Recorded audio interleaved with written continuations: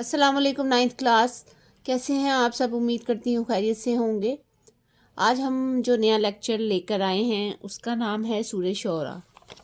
اس کے متعلق آج ہم پڑھیں گے اور اس کا خلاصہ دیکھیں گے۔ اس کے خلاصے میں کیا ہے، مضامین، تعارف، سب کے بارے میں آج جانیں گے۔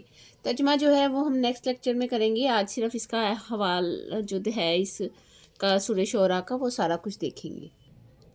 جی، سورہ شعراء جو ہے وہ مکی صورت ہے، اس کی آیات 227 ہیں، ٹھیک ہے۔ اب یہ جو ہے یہ اس کی MCQs ہیں دونوں، ٹھیک ہے۔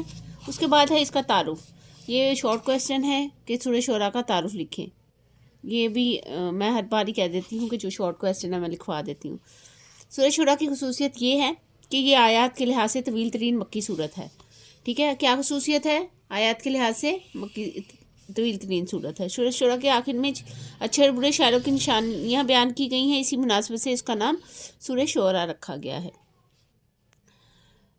اچھا، سورہ شعراء کا خلاصہ ہے جو ہے وہ سابقہ انبیاء کرام کے واقعات کے ذریعے مسلمانوں کو تسلی دینا ہے۔ اچھا، جو شعراء صورت ہے یہ جمع ہے۔ شعراء لفظ جو ہے نا وہ جمع ہے، کس کی؟ شاعر کی۔ اب یہاں تھوڑا سا خلاصہ دیکھ لیتے ہیں کیونکہ انہوں نے خلاصے کا ذکر کیا ہے۔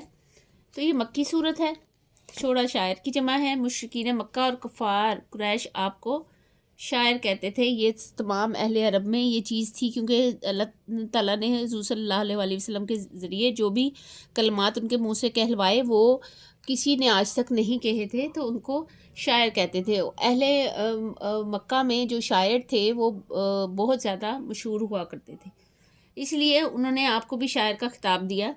اللہ تعالیٰ نے اس صورت میں اس چیز کی نفی کی ہے کہ وہ شاعر نہیں ہے، اور صورت کے آخر میں بھی اللہ تعالیٰ نے اس چیز کا ذکر کیا ہے۔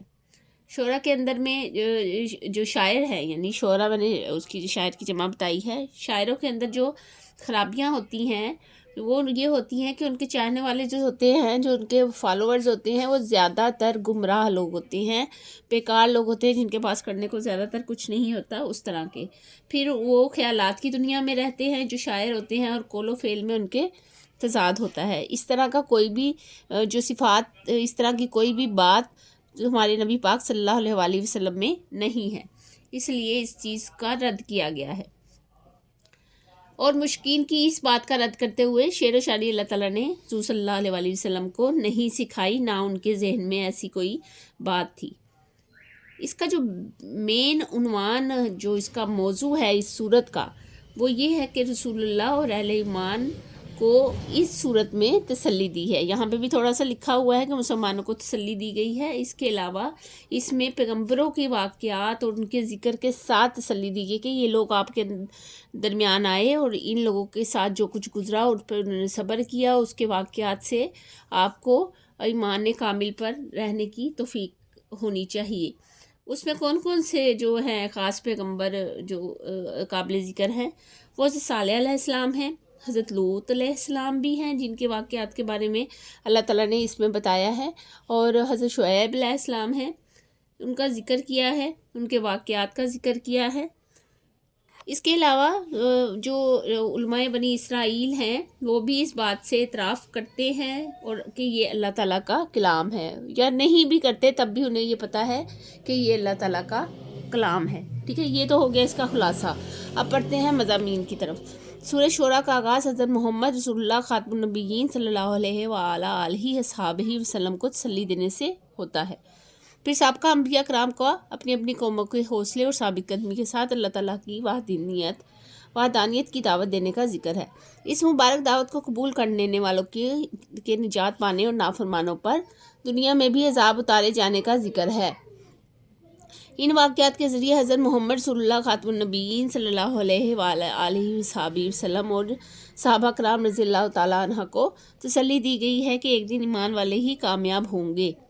مشرکین مکہ اور دوسرے نافرمانوں کو متوجہ کیا گیا ہے کہ وہ نافرمان قوموں کے دردناک عذاب سے خبردار ہو کر اپنی اصلاح کر لیں، ٹھیک ہے۔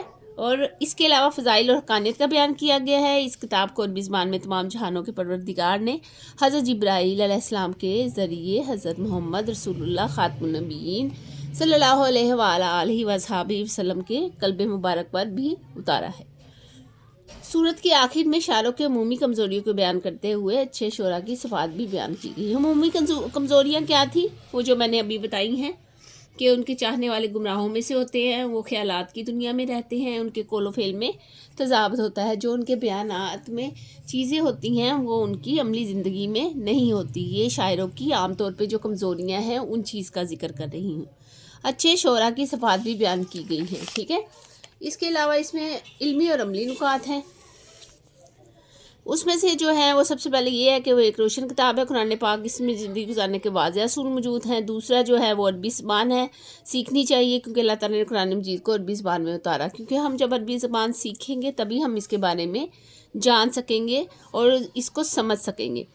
जो तीसरा है इल्मी अमली नुकात में, वो है रिश्तेदारों को शिरक और अल्लाह ताला की नाफरमानी से बाज रखने की कोशिश करनी चाहिए, क्योंकि ये मोहम्मद रसूलुल्लाह खातमुन नबीयीन सल्लल्लाहु अलैहि वसल्लम का तरीका है। सबसे पहले उन्होंने अपने रिश्तेदारों को दावत दी थी ना इस्लाम की, उस हिसाब से ये बात की जा रही है। फिर आगे है ईमान वालों से बहुत शफकत और तवाज़ुन से पेश आना चाहिए। शैतान झूठे और गुनाहगार लोगों का साथी होता है। झूठे शायरों की पैरवी करने वाले अमूमन गुमराह लोग होते हैं। ईमान लाना, नेक अमल करना, अल्लाह ताला का जिक्र करना और ज़ालिमों को जवाब देना अच्छे शायरों की सिफ़ात हैं। अच्छा, अगर अच्छे शायरों की सिफ़ात आ जाती हैं तो आप ये वाली लाइन लिखेंगे। अच्छे शायरों की क्या सिफ़ात हैं? ये MCQs भी आ सकता है और ये क्या हो सकता है, शॉर्ट क्वेश्चन भी हो सकता है। शॉर्ट क्वेश्चन 2 नंबर का होता है, वो ज़्यादातर आप ज़्यादा लेंथी नहीं लिखते, थोड़ा सा ही लिखते हैं। आगे रसूल सल्लल्लाहु अलैहि वसल्लम की हदीस नबवी है कि रसूल सल्लल्लाहु अलैहि वसल्लम खातमुन नबीयीन ने फरमाया, इन्ना में शेरी हुक्मन, ठीक है, मिनश शेरी हुक्मन, बाज़ अशार में हिकमत और दनाई की बातें होती हैं।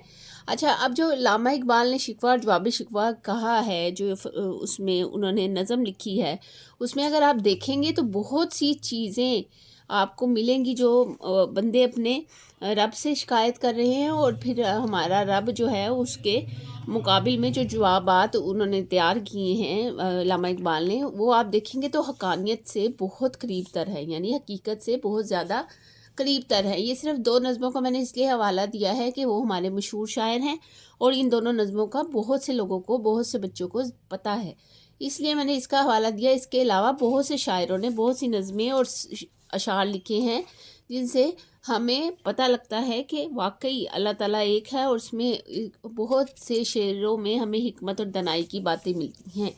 हम एक्सरसाइज करेंगे। एक्सरसाइज में है जो दुरुस्त जवाब की निशानदही करें। आयात के लिहाज से तवील तरीन मक्की सूरत कौन सी है?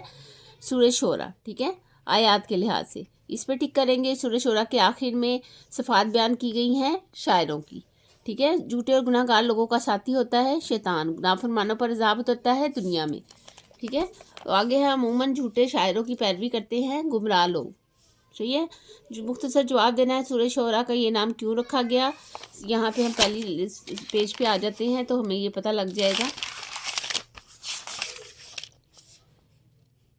अच्छे और बुरे शायरों की निशानियाँ बयान की गई हैं, इसी मुनासबत से इसका नाम सूरह शोरा रखा गया। ये पहले जो सवाल का आंसर है। आगे हम देखेंगे, आगे है सूरह शोरा का खुलासा क्या है।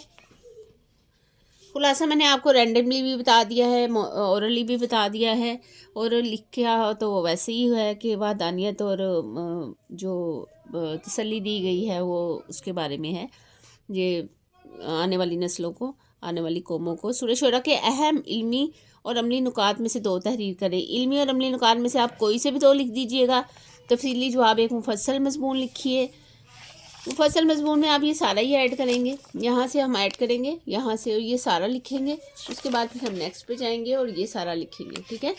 इसके अलावा अगर आपको इसका शान नज़ूल कहीं से पता लगे या इसके बारे में और चीज़ें पता लगे, आप वो भी ऐड कर सकते हैं।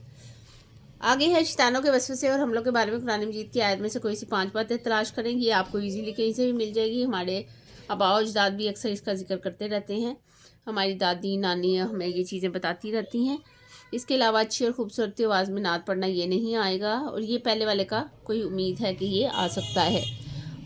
और आज की जो वीडियो थी वो मुख्तसर इसलिए थी कि इसमें तर्जुमा नहीं था, तो ये आज हमने सारा लेक्चर पढ़ लिया है, इसका सारा कर लिया है। इसका तर्जुमा हमने नहीं किया क्योंकि तर्जुमा नहीं था, तो ये सारा हमने देख लिया है। अगर आपको इसको समझ आई हो तो लाइक और सब्सक्राइब कीजिएगा, ताकि मुझे ये थोड़ा तसल्ली हो जाती है कि आप लोगों को इसके बारे में काफ़ी पता लग गया है।